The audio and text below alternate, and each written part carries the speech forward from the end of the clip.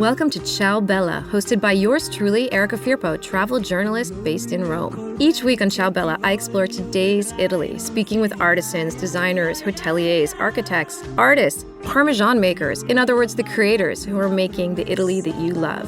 So sit back and join in.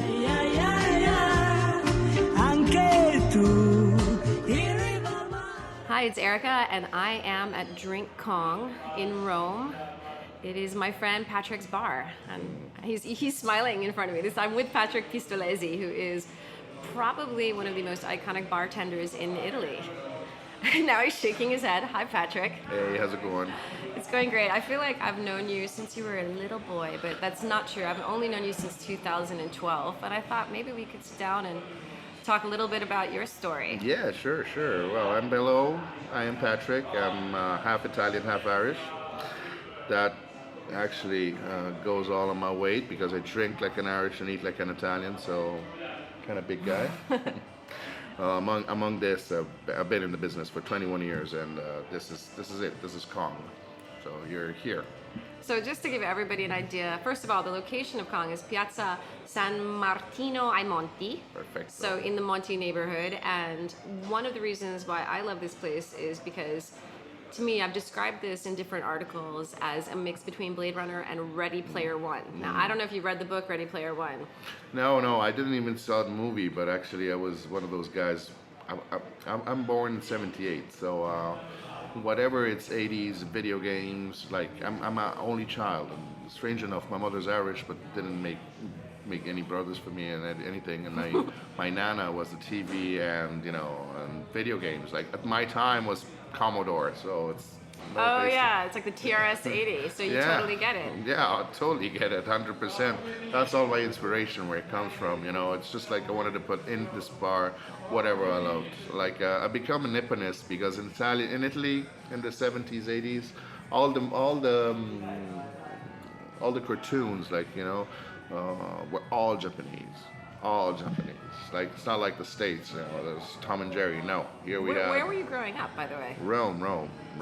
Born and raised in Rome. All the summers of my life spent in Ireland, because it's a free place. You go there, you wake up at 10 in the morning, come back at 8 at night, covered in mud. Nobody gives a shit. So it's fantastic.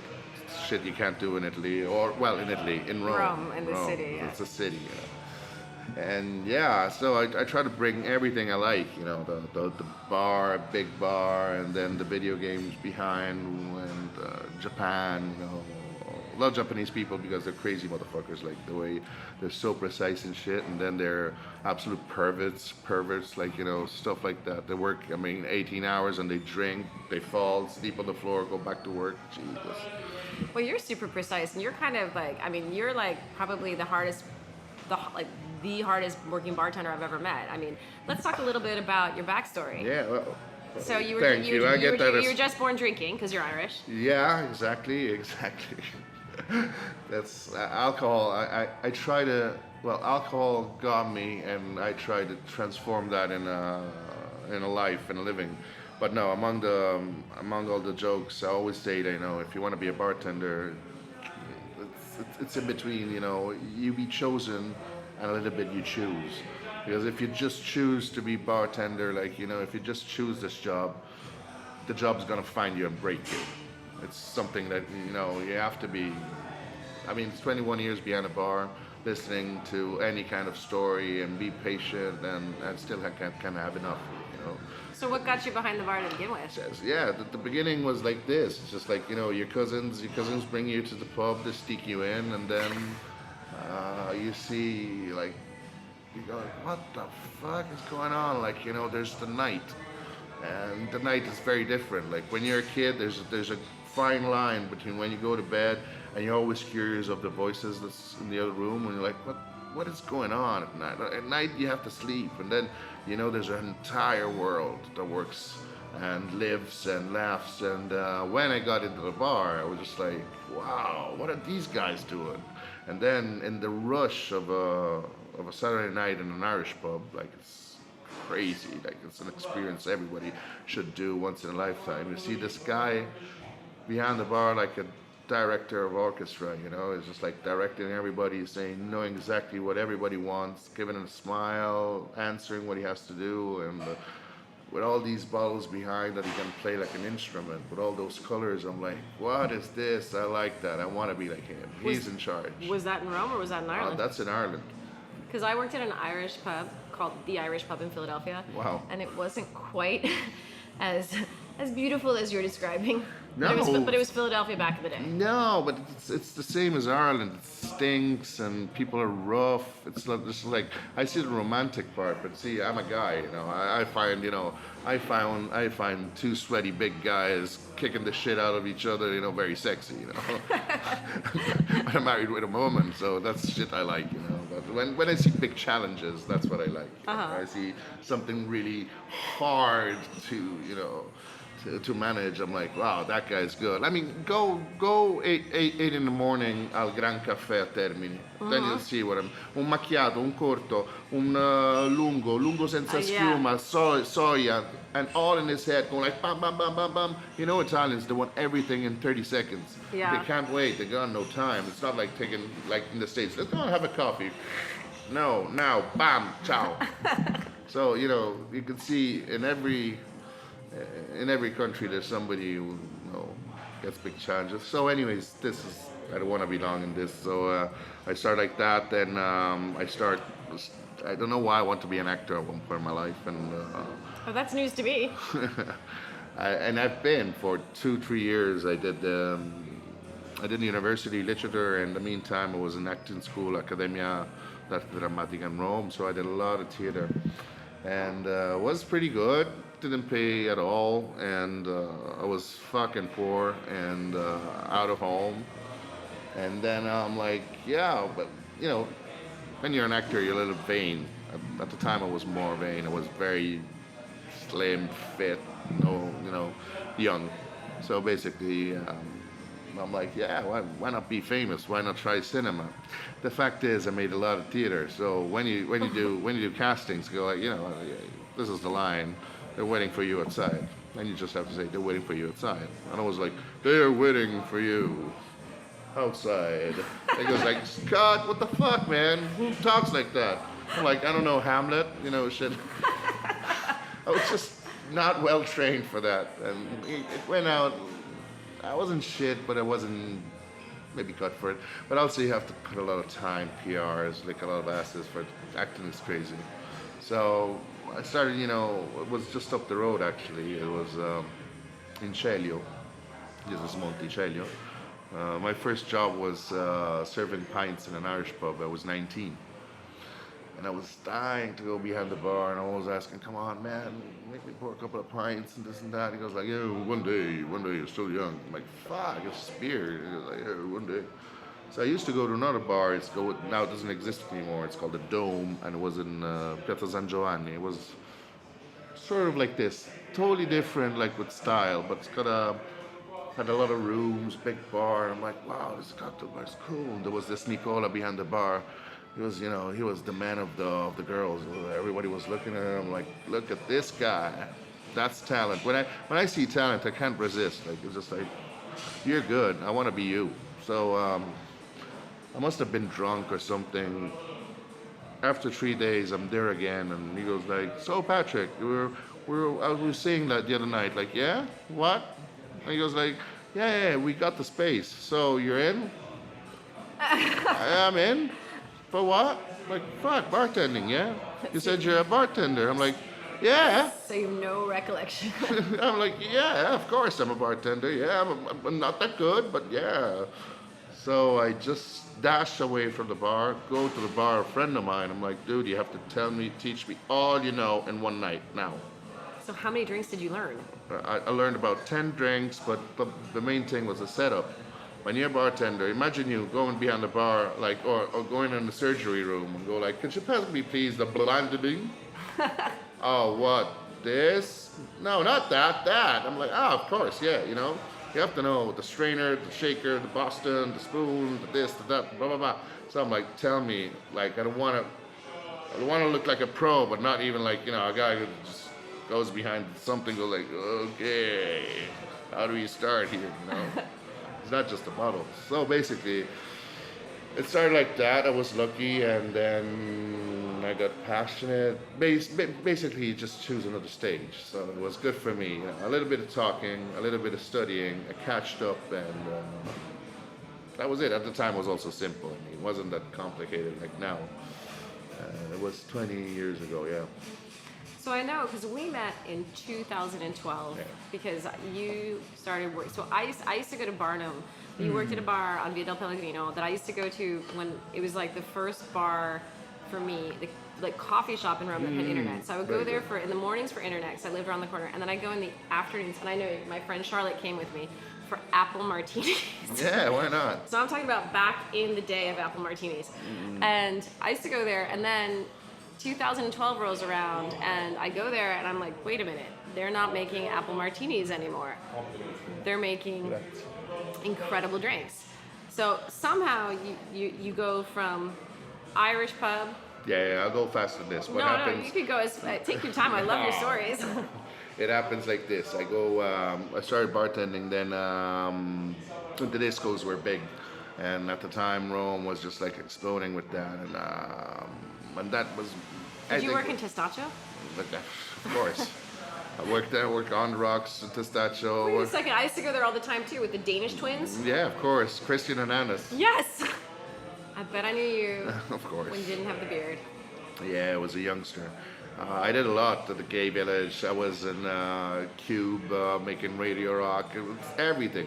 Le Terrazze at the time when Giancarlino was doing it, Goa Club. It was just like... You were everywhere in Rome. Yeah, at the time I made 5 shifts, 2 shifts in one place, 1 shift in another place because, there was nights, Gay night is Tuesday, rock night is Saturday. So, you change venues and things, and I was just like all around working hard. And that taught me, like, it was just like the Lord of the Rings, basically. I was there, all the bartenders, I'm like, whatever the fuck comes from that door, you guys stay compact with me, okay? We're just like, whoa, the 1,000 people all together wanted to drink, and you just go like, bam, lower your head, and it's 8 hours like that. You finish your shift, all your legs are all wet of any kind of liquor shit you have, and night's over. Those were good days. That taught me to be humble, to be fast, and to smile all the time. Like, worse than that can be. Like, it's just, but it was fun. I mean, you're young, you're strong, you can do it. That's why sometimes the kids, they come behind a bar, want to make a Sazerac. You know what? You can fuck off and start, pinging glasses. You have to make your own way in life. It's always like that. It's always better if you fight for it a little bit. But anyways, from that on, I remember my first goal was in Ketumbar, and Giancarlo brought me from the disco to the big bar, to the big scene, and it was 24 or something like that. And I remember my goal was like to hold a real glass in my hand and make a daiquiri in a glass, and it was like, fuck, this is sexy. Because it was only plastic to me. I had a space in the bar that was covered in plastic. It was just like about 3,000 plastic cups ready to go. So to me, started working with glass was just a major success. I was a bartender now. I was just like, fuck. I got my tools, I got the ice, I got the glasses, Humphrey Bogart would come from that door and go like, make me one, Patrick. You know it. Shit like that was just daydreaming. Because to me, I started bartending also because for the romanticism of it, all the time. So how you doing? Bad day? Stuff like that. Hey, Patrick, give me one. It's been a hard day.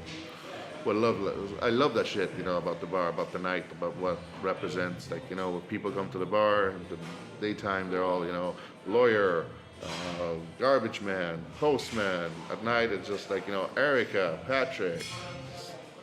Just who you are, really, and comes to you. It's just like, a big gift. So at that point, I'm just studying, trying to find mentors or mentors, but there are none.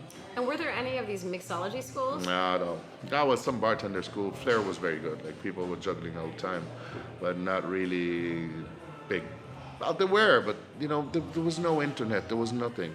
So whenever somebody would come, or I meet an American guy, or somebody would go Germany, Russia, whatever, I said, like, just go in any library, buy whatever you find, and bring it back.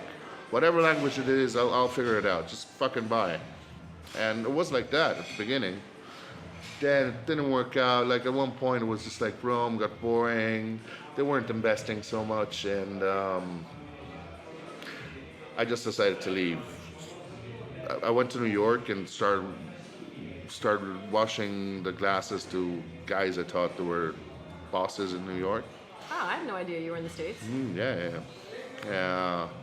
Went to a couple of big shots that they said yes, and I was just like stealing with the eyes. Then while I was in Rome, I met a lot of guys from the States. You know, I was working in Bartaruga at the time, a Piazza di Tartarughe with Luciano. In Piazza Mattei, right? Yeah, Piazza Mattei. I run that bar for about 2 years, and my base was behind. It doesn't exist anymore. The Mad Jack's, the pub in Larga Renula. So it's. Oh my God, these are all places. This is my past. Yeah, I know. I am surprised that I feel like I think our history overlapped far further away than I remember. I'm telling you. You remember the Rock Castle? Yes. Yeah. I mean, I got kicked out of a lot of places, so you probably didn't want to remember me. Yeah, well, me too. I was a little bit of a rascal, but yeah. So I had a lot of friends, and we organized pub crawls in Italy, and so anyways, I'm there. So the guys just calling me like, "Dude, you got to come to LA. You have to come here." So I went to Idaho Falls. Wait, you just said you have to come to LA. You have to come here, and you went to Idaho Falls. Exactly. Everybody has this reaction, but it's good for snowboarding. So okay. it was really cool in the wintertime, and then went to Vegas, ran away from Vegas. I'm a very addictive personality. Shit like Vegas is really, I could be dead now. Okay. Can't do it. Just I like the night too much. And just the night just grabs me, and we get along together too well. I need to keep distances. And then went to LA, and then from then on, I'm like, okay, visa is gone. I have to go back to Rome, Christmas time. Go back to Rome and meet the parents, and I hop in a bar and obviously pick up a chick. I'm like, hey, how you doing? She goes, like, oh, I'm good. How are you? I'm like, yeah, I'm good. I'm just staying here for a while. I live in the States. This is really stupid. But yeah, actually, it did work a little bit.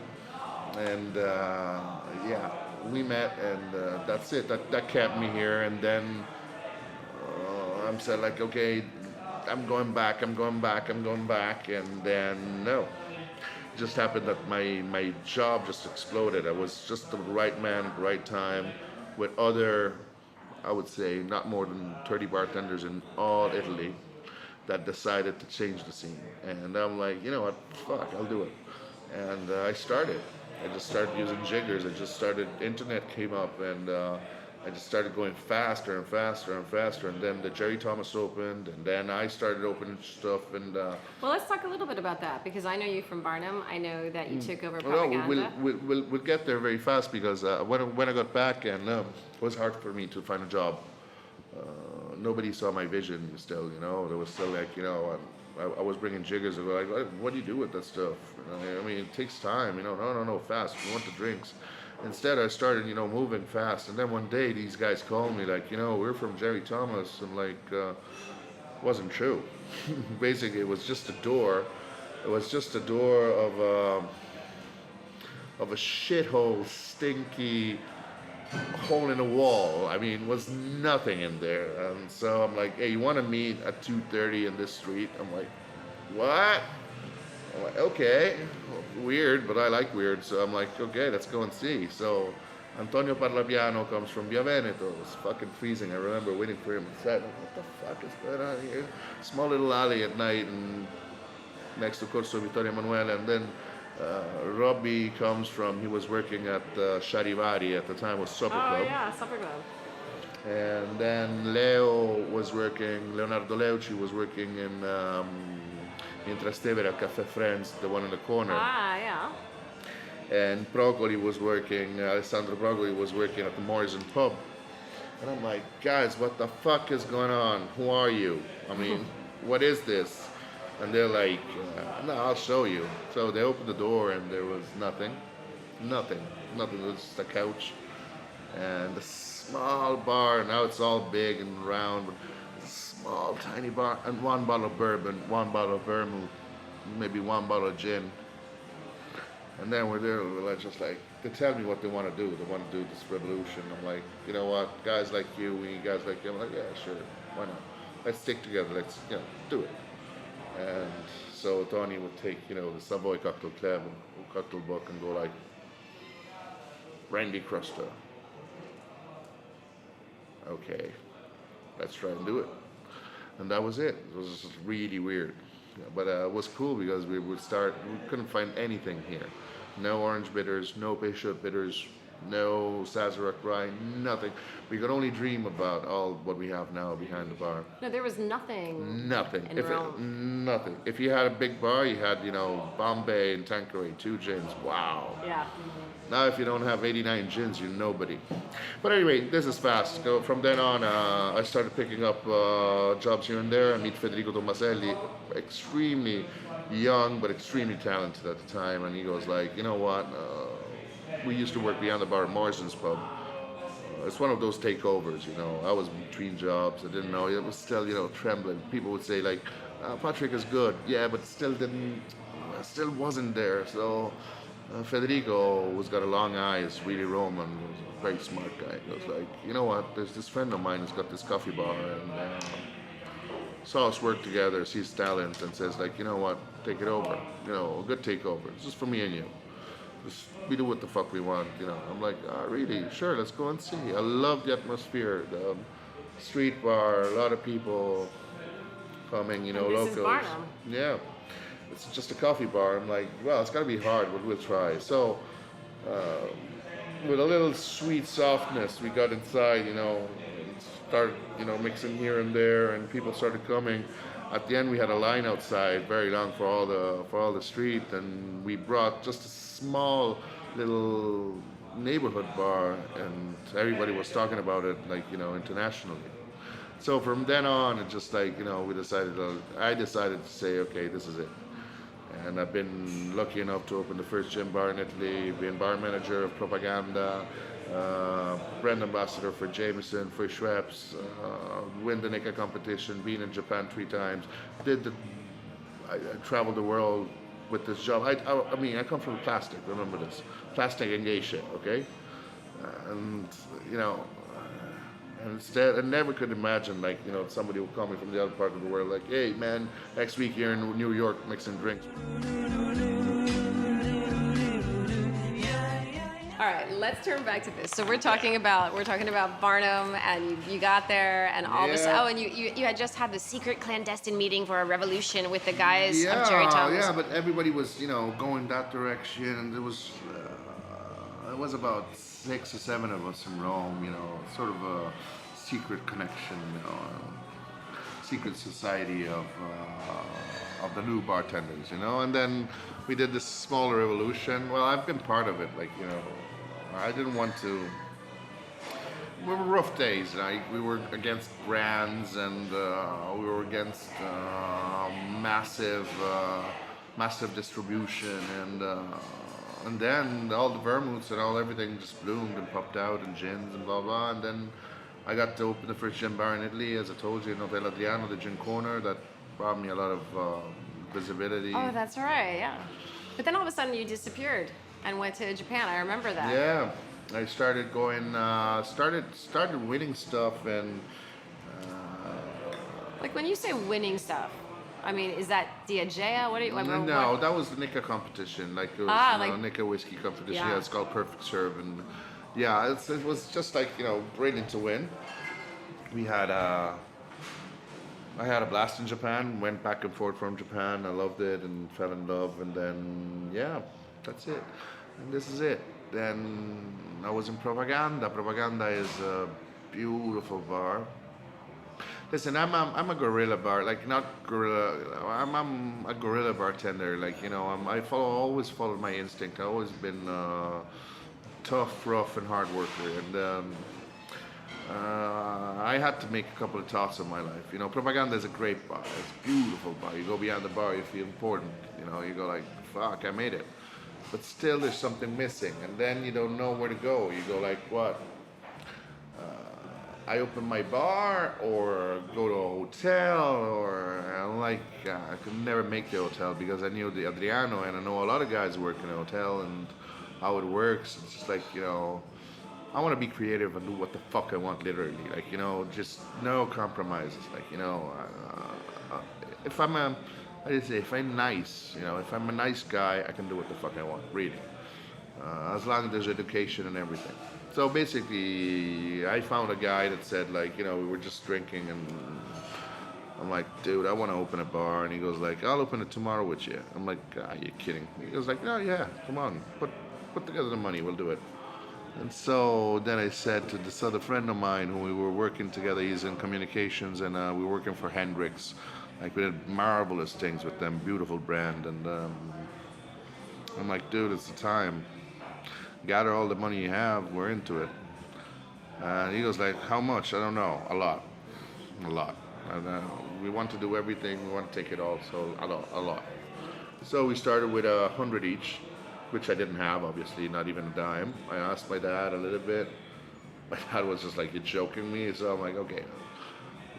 He helped, obviously. He's a beautiful, beautiful dad. But I went to the bank, knocked on the bank, and said like, okay, I'm still young. I'm not old, I'm not young, so trust me, I'm in that middle phase that I can pay you back. They believed in me, they gave me the money I needed, and the other three, we arrived 300, and the bar cost 700. Wow. Yeah, this bar is all bespoke. There's nothing you could buy anywhere. I just wanted it as it is, just like the way it's built. Blade Runner style, New York style, Japanese style, all blended together. Because let's just tell everybody who's listening, because I want to just give an example. We're on the corner, but it's not a room. It's a series of rooms. Do you want to describe it a little bit? Sure. There's about 3 rooms. Like there's big entrance, big main bar. So Italy is still like my dad went saw the first time the place. Said like that's huge. You're never gonna fill it. I'm like thanks, Dad. And then he goes like, what do people what they do? Did they come here and drink? Like, what they do? I'm like, yeah, they come here, and what they do? They drink, Dad, and I don't know, they chat, they fuck, I don't know what they do. I mean, they like it. Oh, really? It's something that, a lot of Italians don't understand. They might understand the restaurant, but they won't understand the bar. And my dad, it's not right in the culture. So what I wanted to do, there's this question that means come funziona? How does it work? So a lot of Italians come in the bar and go like, so, how does it work? How does it work? What? The draft? The what? The electricity? How does it work? What? But they want to know, like, what? How do I order a drink? Do I eat? Do you get food? I don't know. They don't know how to approach it. So basically, I just put a main bar, huge bar when you get in, so you know exactly what's going on. It's not hidden. It just like smacks you in the face straight away. On the left part, we have a lounge, which is it's for your girlfriend, a little birthday party. There's a lot of, it's all chi-chi, you get good service. Then we go to the live bar where we are now, and here we have a stage where we do live music, and there's a small rock bar where you can grab your drink, sit down, no service, pay straight away, more fun, more cantina, So, you have your drink, you're loud, you don't have to pay your bill, nothing. You just come, pay, do. Irish kind of style here. Wow.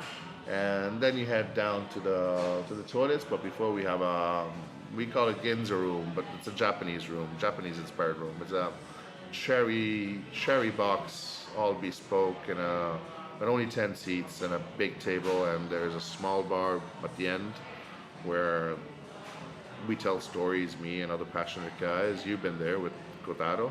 Yeah. And that's where you were telling me where I'm going to be coming in October, where you have the bi-monthly Yukio, right? Yeah, exactly, as you said.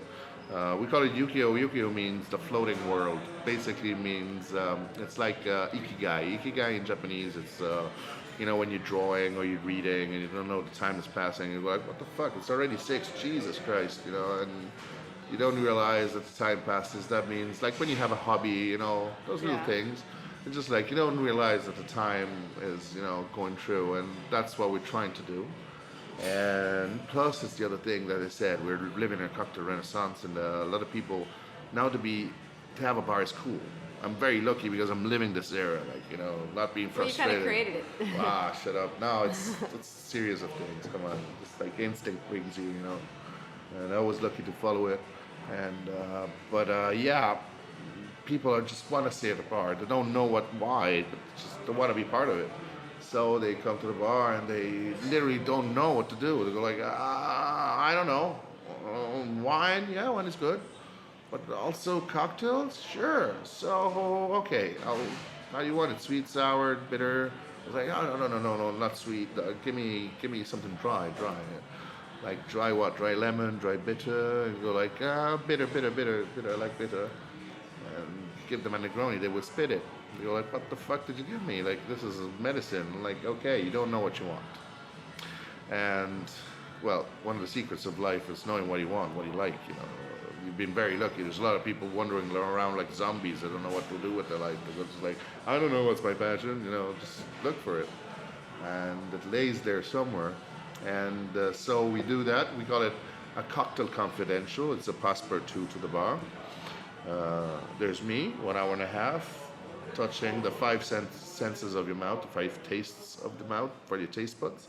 So it's salty, sweet, sour, bitter, and umami.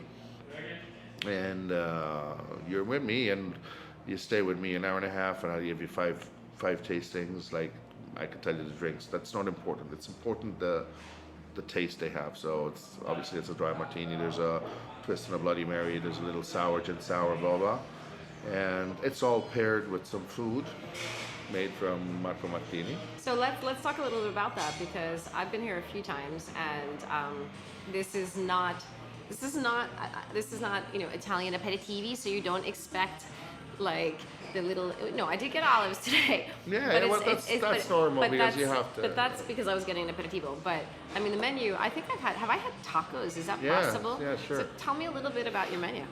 Well, the menu would have been. I wanted to concentrate on little bites because I'm not a restaurant. I'm a cocktail bar. But still, food is very important if you serve alcohol. There's nothing you can do about it. Like, if you're a pub, give crisps. We're not a pub.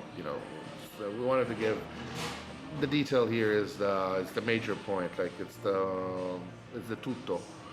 So, anyways, I wanted to put stuff I found all around the world that I liked, basically. So I like dumplings, I like paos, I like tacos, I like smørrebrød when I go and find my friend George in Sweden.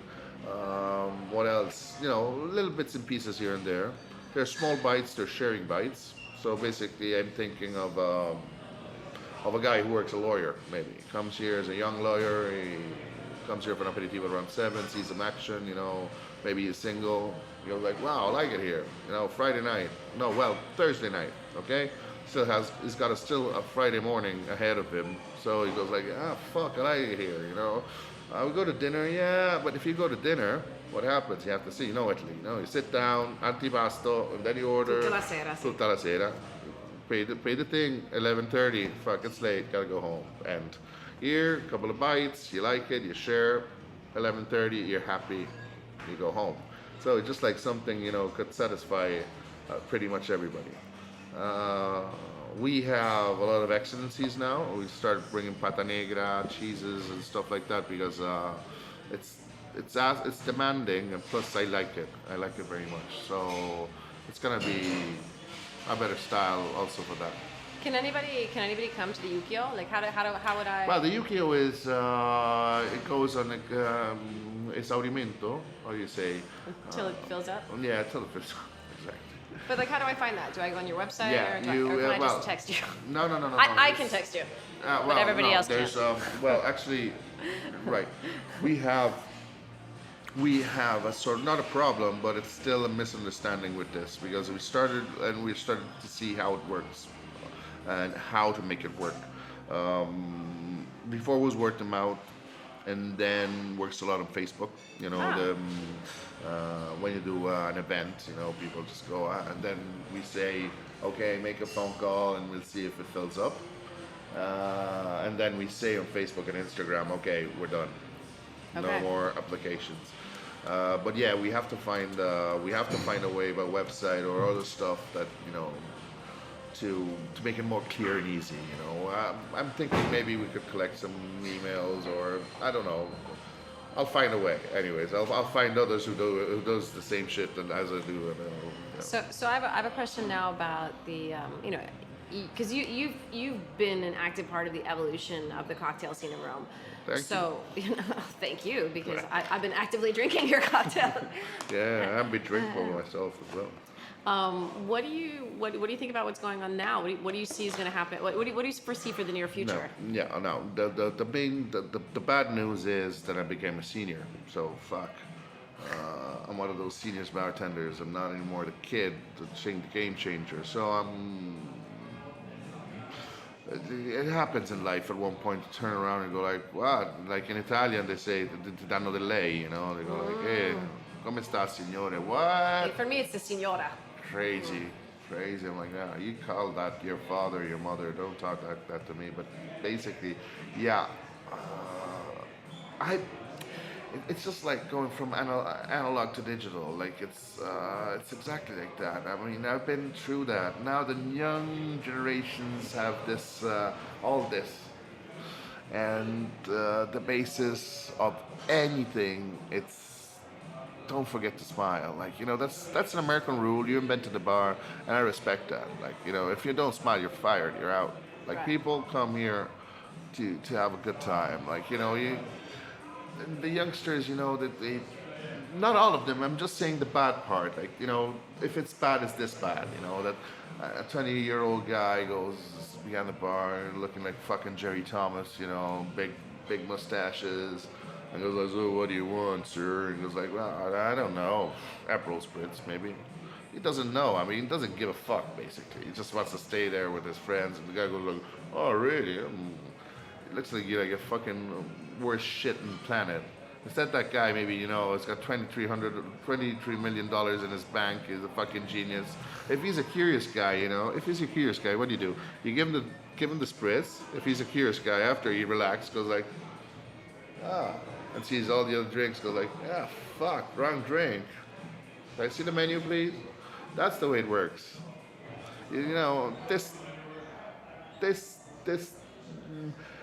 This nuclear physics that they think they're doing, it's very, very easy. You could learn. I mean, if you have an attitude, fuck you. You have to be, curious, empathic, cheeky, smiler, happy face. That's important. Nobody wants, after a day of work, another lesson from a kid, No, you're absolutely right. Nobody wants a lesson. Nobody wants a lesson. Spritz, of course. Next time, you're mine, It's just shit like that. They see you work, they go like, wow, you did a lot of shit here, man. I'm like, yeah, thanks. Trust me? Yeah, you have to get people, It's just like the dogs, People don't want to be smacked in the face and go like, or they won't trust you straight away. What is this? Come on. You have to earn your clientele.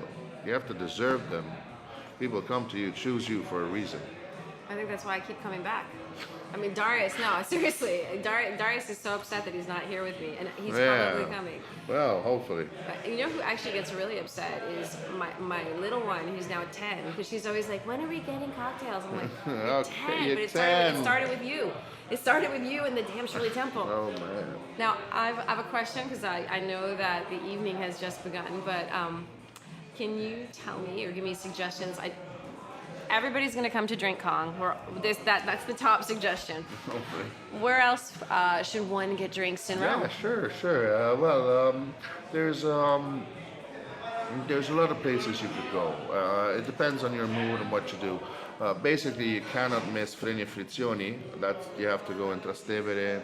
It's a good street bar. The guys have got a punk attitude. There's a lot going on. People just diving in and out the bar. It's cool. It's very fun. I recommend that bar between aperitivo style, between 7 and 10. There's still light. There's a little energy, electricity. You can go to Baccano as well. It's more serious. It's a restaurant bar, but for good martini, it's good. Is that Baccano is the one by Trevi? That's not bad. I know they have oysters and pastrami sandwiches. Yeah. Randomly. Yeah. Yeah, food is very good, but when you get the kind of food, a good martini just comes with style. Really? Yeah. Nice. That's sure. good. That's good to know. Sure. Club Derriere is a very good speakeasy. Well, I kind of mentioned Cherry Thomas. The guys are fucking amazing. So, I mean, they made all this happen. And there's a lot of small little bars that they're opening. Now you have to go. You cannot miss the rooftops in Rome. It's fantastic. The Aleph Hotel, the Pantheon. I'll tell you exactly what's it called because I was just inquiring a couple of days ago.